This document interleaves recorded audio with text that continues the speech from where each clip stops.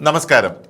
Manoj Kumar അഗർവാളും Ratan U ഗേൽക്കറും ജ്യേഷ്ഠാനുജന്മാർ എന്ന നിലയിലാണ് ഇപ്പോൾ കേരളത്തിലെ CPM സംസാരിക്കുന്നത്. ബംഗാളിലെ ചീഫ് ഇലക്ടറൽ ഓഫീസറായിരുന്ന മനോജ് കുമാർ അഗർവാളിന്റെ ഇവിടത്തെ പ്രധാന പദവിയിലേക്ക് എത്തിച്ചിരിക്കുകയാണ് മുഖ്യമന്ത്രി സുവേന്ദു അധികാരി. ഇലക്ഷൻ കാലത്ത് വലിയ പരാതികൾ കേട്ട ആളാണ് അദ്ദേഹം. 1 കോടി വോട്ടർമാർക്ക് വോട്ടവകാശം നിഷേധിക്കപ്പെട്ട പശ്ചിമ ബംഗാളിൽ അദ്ദേഹം BJPയുടെ ഏജന്റായി പ്രവർത്തിച്ചു എന്ന് വ്യാപകമായി ആരോപണമുണ്ടായിരുന്നു. എല്ലാ രേഖകളും അടക്കം പരാതി നൽകിയ 30 ലക്ഷം ആളുകളുടെ പരാതി പോലും സ്വീകരിക്കാൻ തയ്യാറാകാത്ത മനോജ് കുമാർ അഗർവാൾ BJPയുടെ രാഷ്ട്രീയ ഏജന്റാണെന്ന് ആരോപണം ശക്തമായിരുന്നു. നിഷേധിക്കാൻ കാരണമായി അദ്ദേഹം കണ്ടെത്തിയത് മുസ്ലിം വോട്ടുകൾ എന്നത് തന്നെയാണ്. 30 ലക്ഷം ആളുകളുടെ വോട്ടുകൾ മാറ്റപ്പെട്ടപ്പോൾ അതിൽ മഹാഭൂരിപക്ഷവും ഒരേ സമുദായത്തിൽപ്പെട്ട ആളുകളുടെ വോട്ടായിരുന്നു എന്നുള്ളത് സത്യമാണ്. ആ വോട്ടുകളെല്ലാം യഥാർത്ഥത്തിൽ വന്നു ചേരേണ്ടിയിരുന്നത് മമതാ ബാനർജിയുടെ തൃണമൂൽ കോൺഗ്രസിനുമായിരുന്നു. ഇന്ത്യയാകെ വോട്ട് ചോരിക്കെതിരെ സമരം നടത്തിയ രാഹുൽ ഗാന്ധി ഈ വിഷയത്തിൽ ശക്തമായ ഇടപെടൽ നടത്തുകയും ചെയ്തു. Bigger the theft bigger the reward എന്നാണ് ഇലക്ഷൻ കമ്മീഷന്റെ ഈ സ്ഥാനലബ്ധിയെക്കുറിച്ച് രാഹുൽ ഗാന്ധി പ്രതികരിച്ചത്.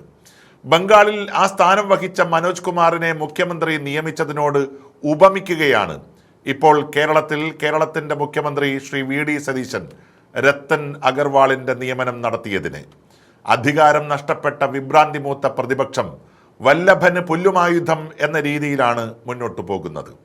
ആരാണ് രത്തൻ ഗേൽക്കർ എന്നറിയാത്തവരല്ല CPM.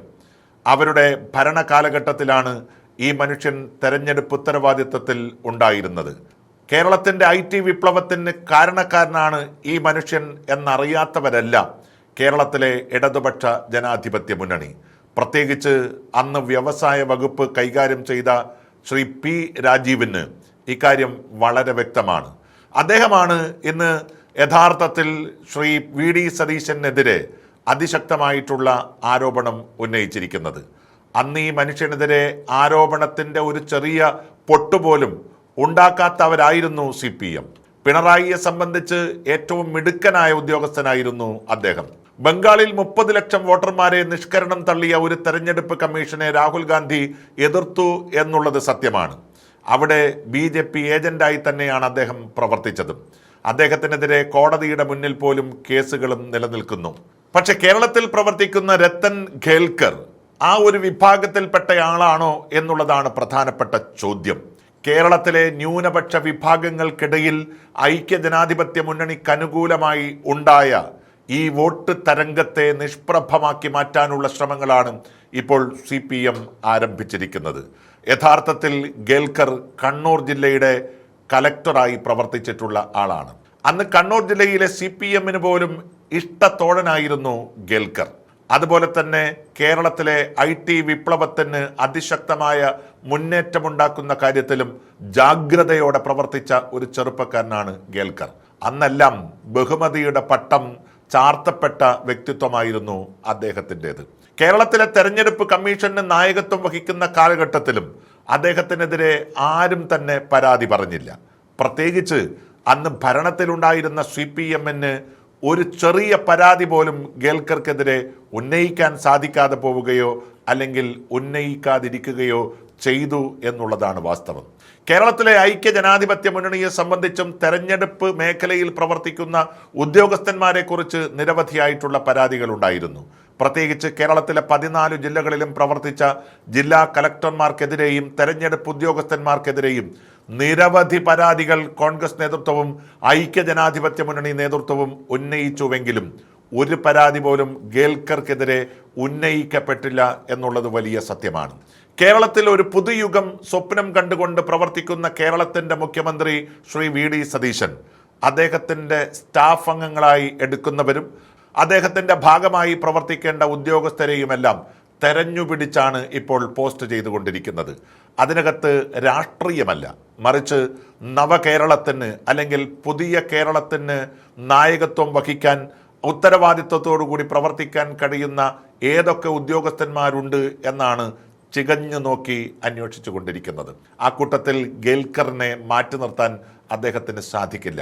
കേരളത്തിൽ ഇപ്പോൾ പ്രവർത്തിച്ചു വരുന്ന IAS കാഡറ്റിലുള്ള ഉദ്യോഗസ്ഥന്മാരിൽ ഏറ്റവും മിടുക്കനായി പുതിയ കാലത്തെക്കുറിച്ച് സ്വപ്നം കാണാൻ കഴിയുന്ന ഒരു ചെറുപ്പക്കാരനായിട്ടുള്ള IAS ഉദ്യോഗസ്ഥനാണ് ഗേൽക്കർ എന്ന് തിരുവനന്തപുരത്ത് ആരോട് ചോദിച്ചാലും നമുക്ക് മനസ്സിലാക്കാൻ കഴിയുന്ന കാര്യമാണ്. അങ്ങനെ ഒരു ചെറുപ്പക്കാരൻ്റെ സേവനം മുഖ്യമന്ത്രിയുടെ ഓഫീസിനകത്തുണ്ടായാൽ അത് സ്വാഭാവികമായും കേരളത്തിന് ഗുണകരമാകുമെന്ന് മറ്റാരേക്കാളും അറിയുന്ന വ്യക്തി കൂടിയാണ് കേരളത്തിൻ്റെ മുഖ്യമന്ത്രി. അതുകൊണ്ട് തന്നെ CPM-ന് ഈ കാര്യത്തിൽ ചിലതെല്ലാം ആശങ്കയോടുകൂടി കാണേണ്ടതുണ്ട്. അദ്ദേഹം മുഖ്യമന്ത്രിയുടെ ഭാഗമായി പ്രവർത്തിക്കുന്ന ഒരു ഘട്ടമുണ്ടായാൽ അത് മാറ്റത്തിൻ്റെ പുതുവെളിച്ചം കേരളത്തിലാകെ പരത്താൻ ഇടയാക്കും എന്ന് CPM-ന് കൃത്യമായി അറിയാം. പ്രത്യേകിച്ച് കേരളത്തിൻ്റെ വ്യവസായ വകുപ്പ് കൈകാര്യം ചെയ്ത P. രാജീവിന്.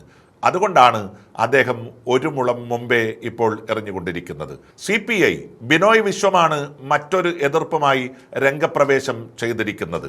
പെട്ടെന്ന് തന്നെ കേരള മുഖ്യമന്ത്രിയെ സംഘപരിവാര ശക്തികളുടെ ആ താവളത്തിൽ കൊണ്ടുപോയി കെട്ടാനാണ് ഇപ്പോൾ ബിനോയ് വിശ്വം ശ്രമിച്ചുകൊണ്ടിരിക്കുന്നത്. ഒരു സർക്കാർ അധികാരത്തിൽ വന്നിട്ട് ദിവസങ്ങൾ മാത്രമേ ആയിട്ടുള്ളൂ. ശൂന്യമായ ഖജനാവിൻ്റെ മുന്നിൽ നിന്നുകൊണ്ടാണ് ഐക്യജനാധിപത്യ മുന്നണി സർക്കാർ അധികാരമേറ്റത്. പുതിയ ഒരുപാട് വഴികൾ താണ്ടേണ്ടതുണ്ട് പുതിയ വികസന ചക്രവാളം ഈ മണ്ണിൽ ഉയർന്നു വരാൻ. അതിനാവശ്യമായിട്ടുള്ള മുന്നൊരുക്കങ്ങളാണ് ഇപ്പോൾ നടന്നു വരുന്നതെല്ലാം.